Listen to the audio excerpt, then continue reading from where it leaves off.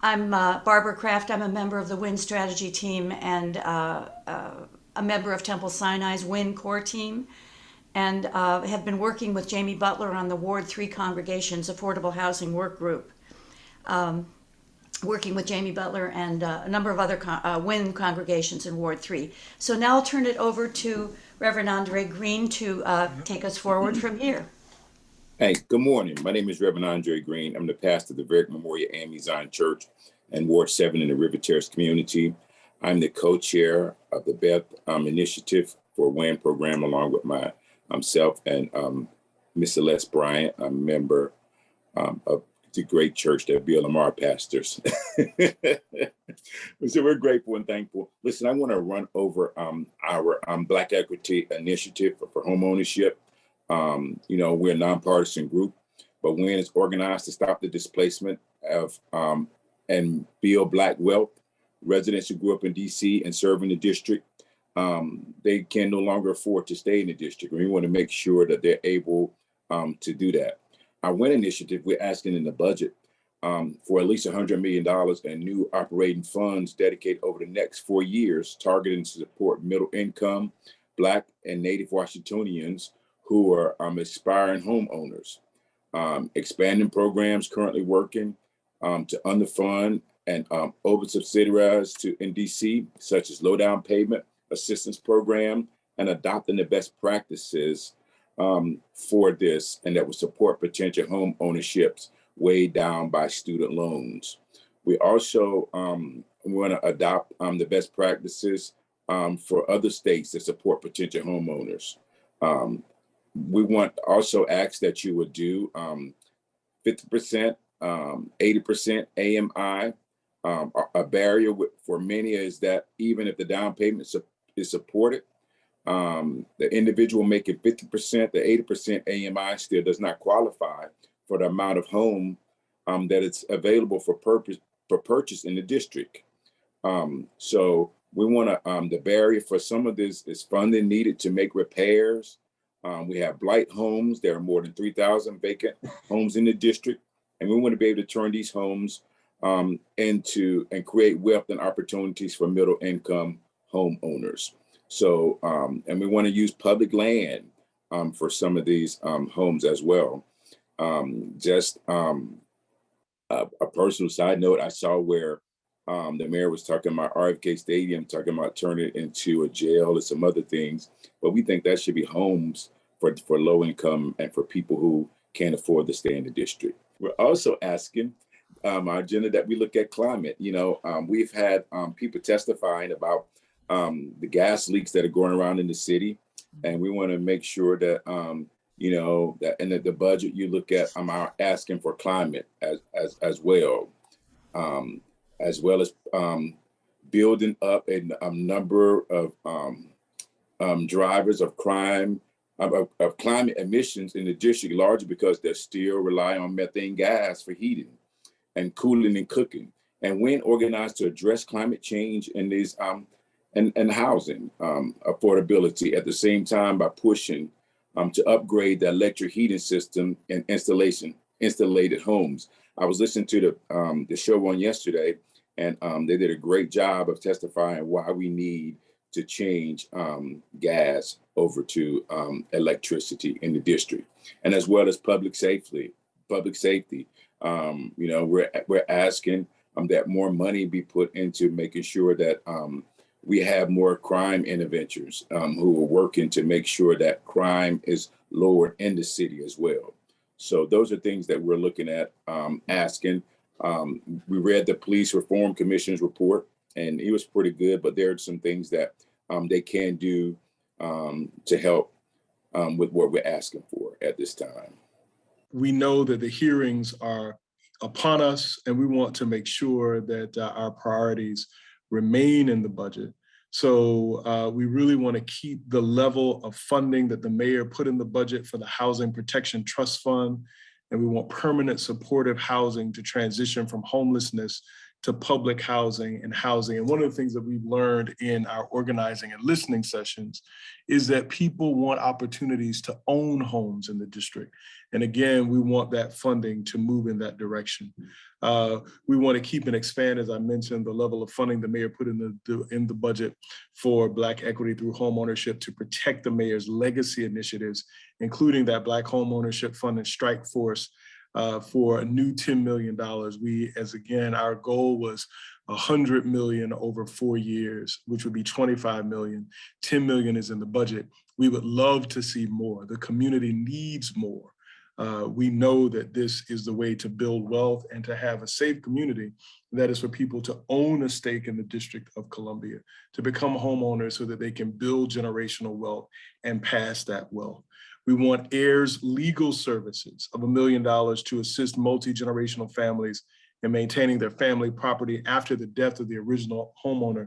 And many of us as pastors and leaders in the community, lay folks, rabbis, we see the challenges with heir property. It can become a very convoluted process. So we want to help. We want single family residential rehab program at 3 million, flood smart homes at 2.6 million, and home weatherization, lead and mold remediation at 10 million, so that when people get homes, the challenges that come with home ownership, that the city helps to mitigate that. We know that we have the desire in DC for a net zero carbon footprint for the city. And so we see all of our issues not as discrete, but as intertwining and intersecting, that home ownership and housing intersects with climate goals. And all of these intersect with jobs that pay living wages, that provide benefits so that families can live and thrive together. And so those are our issues. Those are the things that we want to work with you, Council Members Bonds and Silverman, to see come to fruition, to protect these justice issues in the budget, to make sure where it's possible we get more to support those in the district who have not had their boats rise along with the prosperity that we see around us. And so with that said, we'd like to hear from the both of you, Councilmember Silverman and Bonds, in response to what we've shared, please. Good morning, everyone. It's a real pleasure to be here with you. Not quite sure how this, I call it a forum, is going to work, but thank you very much for reiterating what your written agenda defines. And excuse me, I think you're talking to the right people on the council. I'm not going to speak for my colleague, but you know, she and I have we're kind of joined on at the hip on many of these issues, and because it's the right thing to do.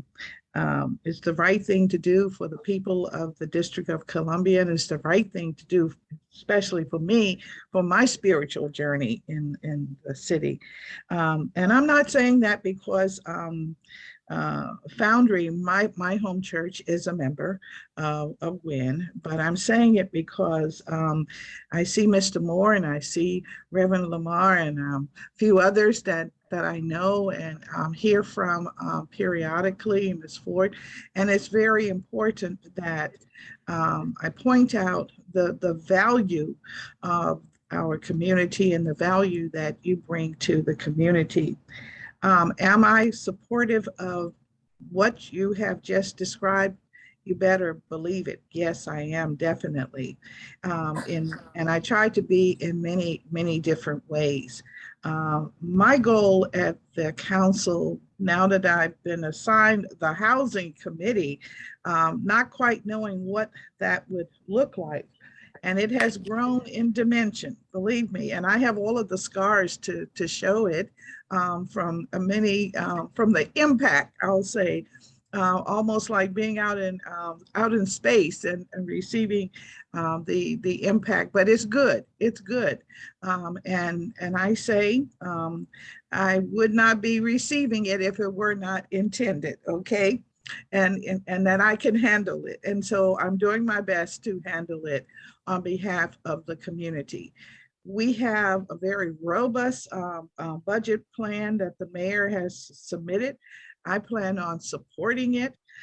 In fact, I'd like to look for a little more money, and I'm with you, Reverend Lamar, in thinking that can we find a little more money to put into the Black homeowners, pot.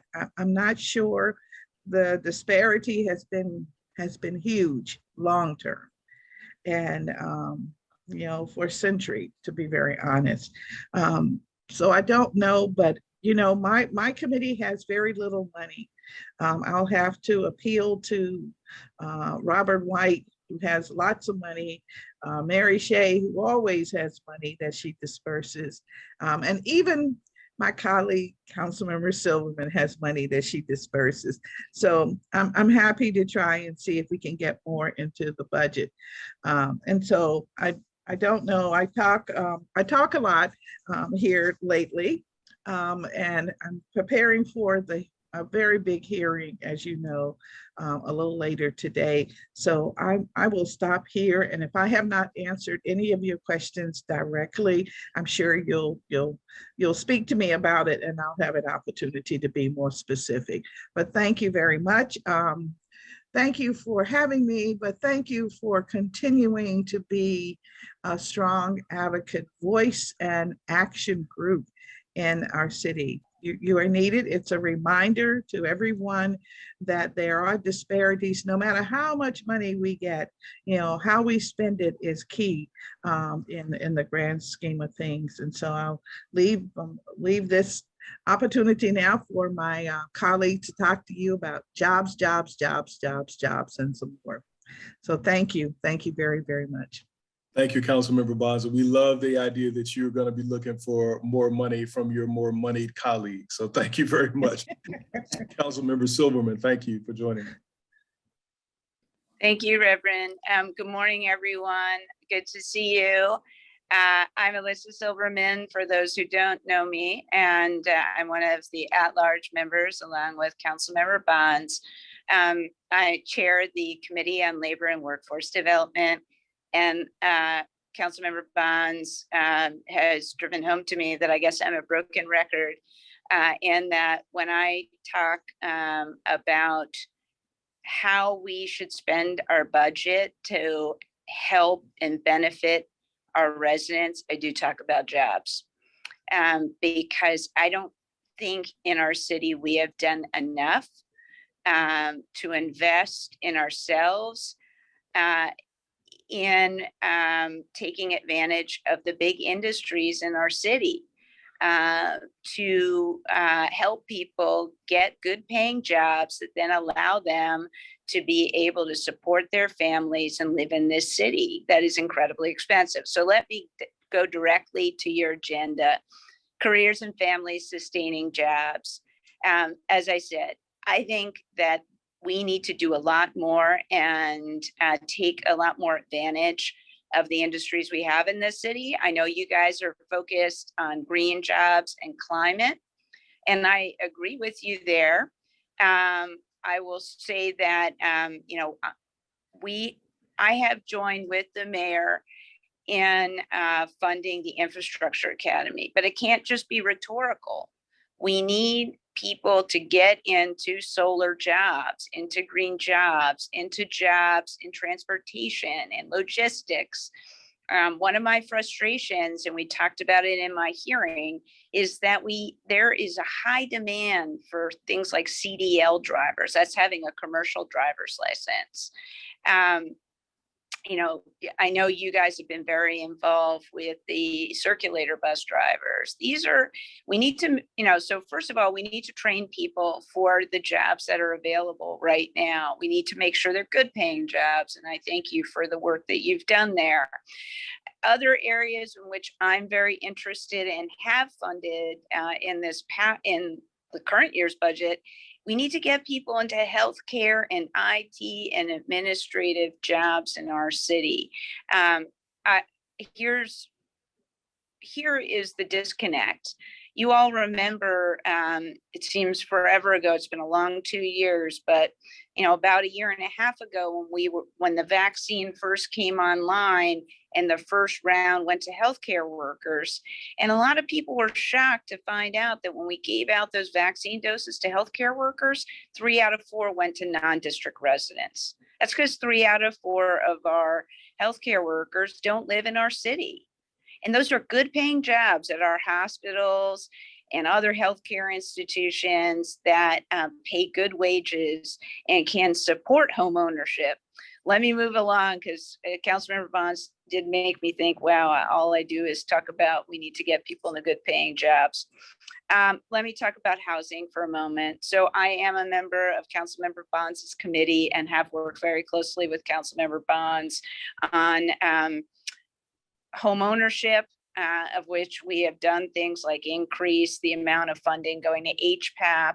Another thing I see on your list is public housing. We have focused on the Housing Authority.